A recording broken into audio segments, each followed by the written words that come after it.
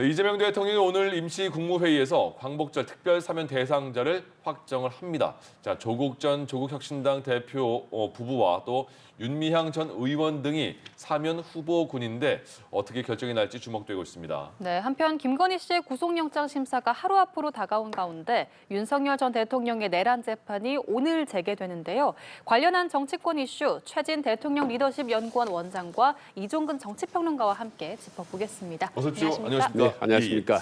이재명 대통령이 휴가에서 복귀를 했고 원래 화요일 날 국무회의가 열리는 거잖아요. 근데 하루 당겨서 오늘 임시로 연다고 했어요. 근데 이유가 사면을 오늘 확정할 것이다. 원포인트 국무회의다 이렇게 말했는데 하루를 굳이 당기면서까지 이런 국무회의 여는 이유가 뭘까요? 하루라도 앞당길 이유가 있다고 봅니다. 예. 일단 조국 사면에서 논란이 점점 너무 확대되고 있다는 겁니다. 지금 이재명 대통령 주변에 있는 어떻게 보면 이제 그 진보적인 단체까지 있어 일제히 이제 빨리 조국 석방하라고 요구를 하고 있고 오히려 그럴수록 또 국민의힘에 대해서 강력히 반대하고 있기 때문에 이거를 그대로 하루라도 더 미루면은 논란, 보수와 진보 혹은 나아가서 국민들 간에도 잠만 논란이 확산될 수 있기 때문에 조속히 매듭 지어야 되겠다라는 판단을 한 것 같습니다. 그래서 아마 오늘은 전격적으로 사면이 이루어지지 않을까라고 예상을 합니다. 그러니까 오늘 오후에 열린다고 하는데 그만큼 어쨌든 이렇게 하루라도 당겨서 열린다는 거는 이재명 그 대통령의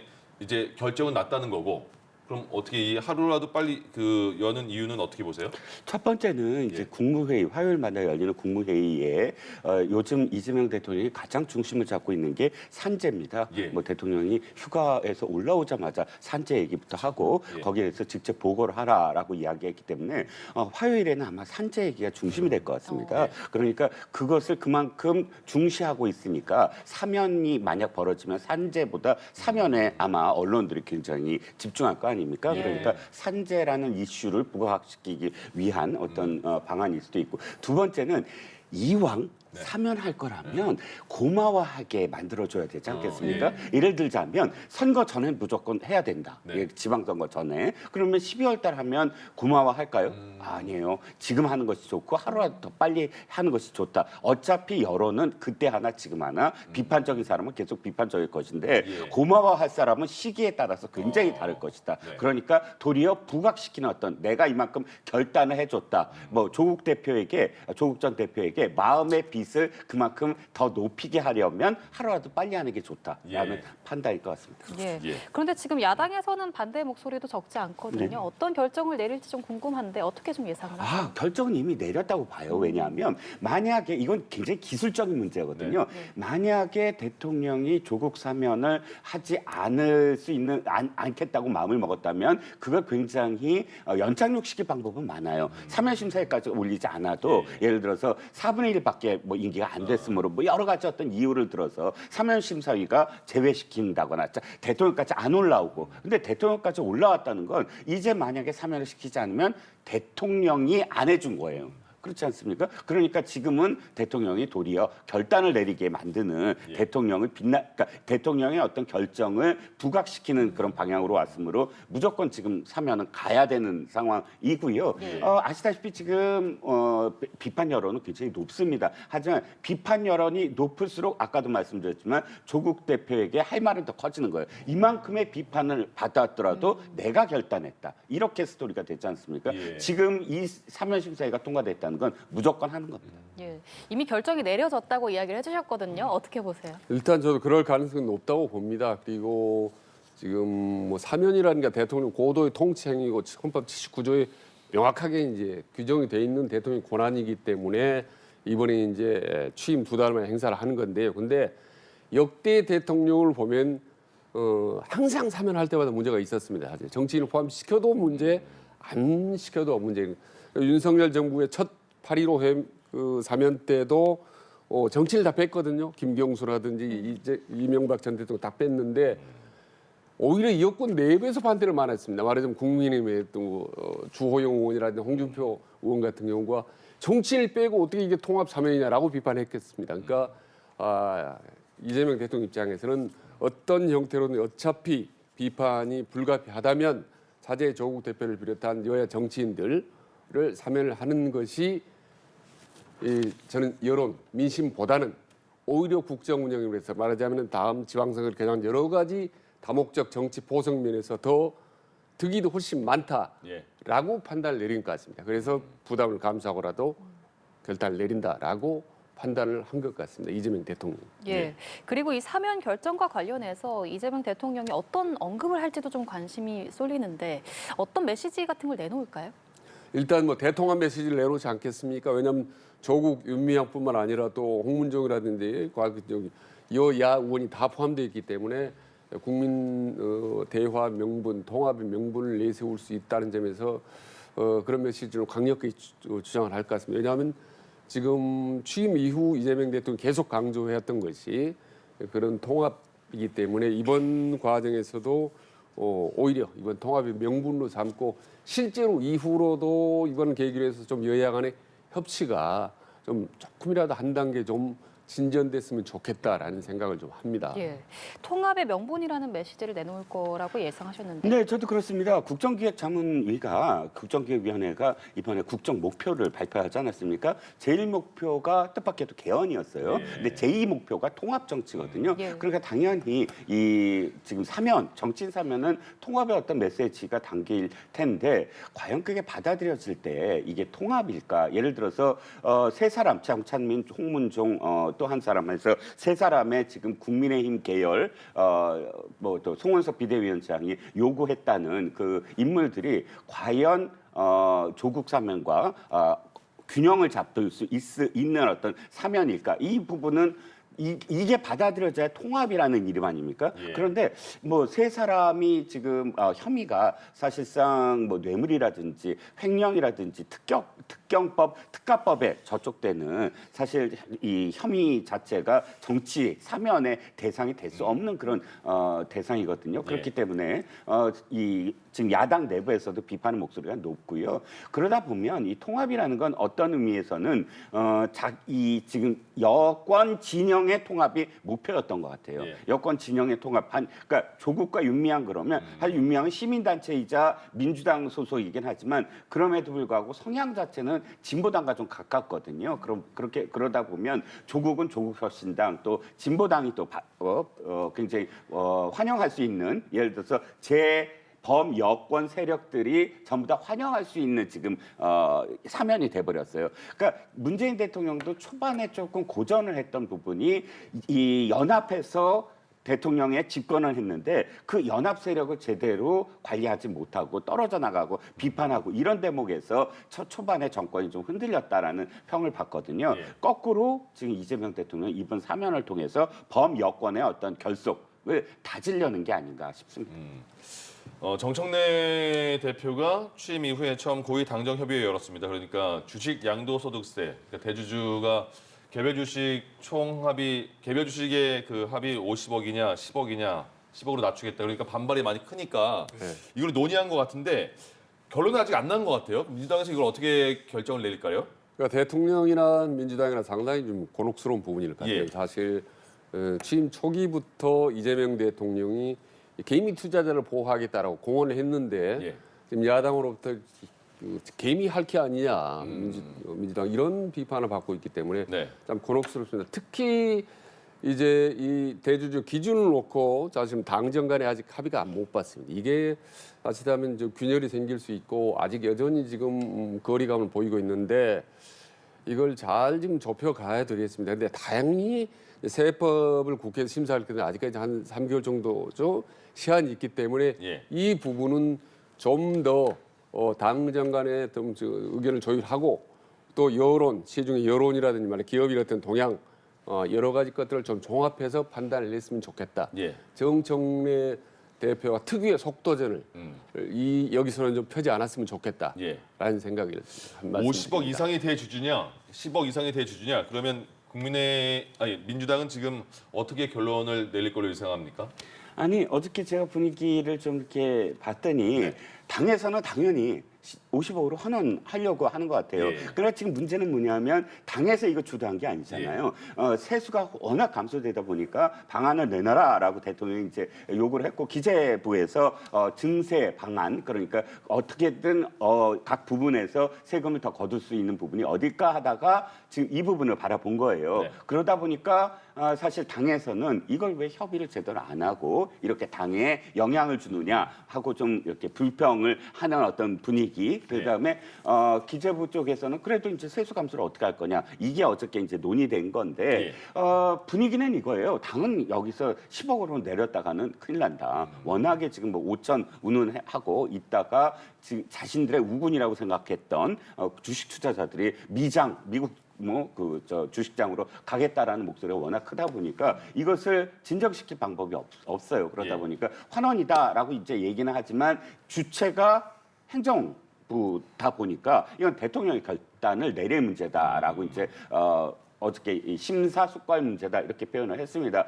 결론은 환원이에요. 근데 왜냐하면 환원이라고 어저께 얘기할 수 없는 게 당이 그러니까 행정의 어떤 지금 그 결정을 번복시킨 거잖아요. 그럴 수는 없죠. 지금 집권 초기인데 2개월 됐고 대통령이 이건 명령을 내린 거라 대통령이 수습할 수밖에 없으니까 당에서는 그걸 요구는 하되 뭐 전체적으로는 숙고하자라는 정도로 이제 합의를 본 거고 대통령은 보다 더 실용적이에요. 제가 보기에는 그 부분과 관련해서 기재부가 그렇게 발표를 했다고 하더라도 이 부분을 연장시킬 방법은 없을까 하는데 워낙에 큰 어떤 반발이 왔고 그래서 저는 대통령도 10억으로 다시 할 겁니다. 제가 보기에는 그런데 몇 가지 어떤 과정들은 있겠죠. 예를 들자면 또 다른 어떤 세수를 위한 10억으로 다시 할 거라고요? 아니 50억으로 죄송합니다. 예. 50억으로 환원할 것 같아요. 그건 10억으로 했다가는 이거 굉장히 문제가 커졌어요. 생각보다는. 그러니까 이게 좀 미숙해 보이거든요. 왜냐하면 설득을 하는 과정들이 필요한데 확 발표해놓고 당과 충돌을 일으키는 어떤 부분이 있다 보니까 이익 집단이 주장을 하면 흔들리는 정부 이렇게 지금 돼버렸잖아요. 그러니까 이 과정들이 좀 이렇게 다시 복귀를 하고 앞으로 어떤 결정을 내릴 때 어떤 프로세스를 거쳐야 되는가에 대한 교훈도 이번에 아마 당정에서 협의가 됐을 거로 보입니다. 이번에는 국민의힘 상황을 좀 짚어보겠습니다. 국민의힘 지도부가 오늘 전한길 씨에 대한 징계 수위 논의에 들어갑니다. 이제 전당대회 합동 연설회에서 지지자 간의 고성 등 갈등을 일으킨 문제 때문인데 어제 열린 당대표 후보 토론회에서도 이 찬길 반길 논란이 이어졌거든요. 이 문제 좀 어떻게 풀어나갈까요? 네, 그런데 지금 정리되는 게 좀 잘못됐다고 봐요. 그러니까 거기서 지지자들 간의 고성이 일어난 게 아니고 전한길 씨 같은 특정인들이 그러니까 그 당내 선거를 방해한 거예요. 그렇지 않습니까? 우리가 지금 프레임이 마치 개파 싸움이다, 혹은 찬탄 반탄 싸움이다 이렇게 지금 되어 있지만 지금 예를 들어서 저 자리에 탄핵을 찬성하는 사람이 전한길 씨처럼 벌떡 일어나서 막 탄핵을 반대하는 그런 그 후보들에 대해서 고함을 지르고 방해를 하진 않았잖아요. 똑같이 견줘서는 안 되죠. 저는 이게 징계를 고민하고 있다, 결정한다, 이게 지금 말이 안 돼요. 그날 당장 고발을 한다거나 해야 돼요. 예를 들자면 우리가 선거 사범을 한번 생각을 해봅시다. 대선이나 총선 때 어떤 특정 정당이 유세를 하고 있어요. 근데 특정인들이 뛰어들어가서 특정 후보가 이야기하는 유세를 막 배신자니 무슨 뭐니 하고 욕을 하면서 그 선거 운동 자체를 방해하면 어떻게 되죠? 당장 고발되거나 당장 체포돼서 그 범죄는 굉장히 중요해요. 10년 이하의 형이나 4천만 원 이하의 벌금이에요. 그런데 지금 전한길 씨가 한 행동이 제가 말씀드린 행동과 다릅니까? 그러네요. 그렇지 않아요. 더군다나 언론인 비표를 받고 언론인은 알리는 것이지 어떤 특정 사건을 개입해서 주도하는 게 아닙니다. 들어가서 특정 후보의 선거 유세를 지금 방해했는데 당장 결정을 안 내리고 우리가 징계를 위원회를 개최하고 그거를 고민하겠다. 이거는 지도부의 뭐 미필적 방조로 보여요. 그러니까 계속 어저께도 토론에서 얘기가 나온다는 자체가 이 정당이 정당 민주주의를 계속 할 건가에 대한 진짜 고민이 있어야 된다고 봅니다. 그러면 이 징계 결정 여부가 전당대회 판세에도 좀 영향을 줄까요? 안타깝게도 이 지금 찬탄 반탄으로 이렇게 완전 고착화되는 것 같고 또 전한길 씨의 면접을 지금 징계를 한다고 지도부가 얘기했는데 최고위원회 4명이 전한길 씨 등이 주도하는 유튜브 면접을 또 보러 간다고 합니다. 그러니까 이 완전히 당이 이렇게 갈라져서 전한길 씨를 인정해야 된다라는 그런 반민주적인 제가 보기에 제 개인적인 어떤 판단입니다. 아까 제가 말씀드린 정당 민주주의 또는 민주주의의 어떤 훼손, 선거를 방해하는 그런 행위에 대해서 인정하는 최고위원 후보가 4명이나 되고 예. 있다. 그건 굉장히 비극적인 얘기죠. 예, 이 전한길 씨 문제와 관련해서 국민의힘 당내에서 좀 갈라지는 의견들이 나오고 있는데 이 부분에 대해서 좀 어떻게 보고 계십니까? 그러니까 어찌됐든 이번 국민의힘 전당대회는 뭐 전한길 전당대회가 돼버렸죠. 그리고 요 며칠 전부터 뭐 찬탄파 반탄파가 아니라 친길파 반길파 이렇게 표현을 하더라고요. 예. 그래 그 정도로 지금 전한길 씨가 국민의힘의 전당대회의 어떤 최대 변수 혹은 상수가 돼버렸습니다. 그런데 전한길 씨 같은 사람이니까 정치 경험은 1도 없는 학원 강사 출신이었던 사람이 어떻게 제1야당의 전당대회를 좌지우지할 정도로 근데 왜 저 사람이 저렇게 그렇게 큰 소리 텅텅 치겠습니까? 그러니까 국민의 내부에 여전히 본인을 지지하는 당원들이 압도적으로 많고 특히 국회의원들이 현역 국민의 의원들 중에는 친윤파들이 많다고 생각하는 거죠.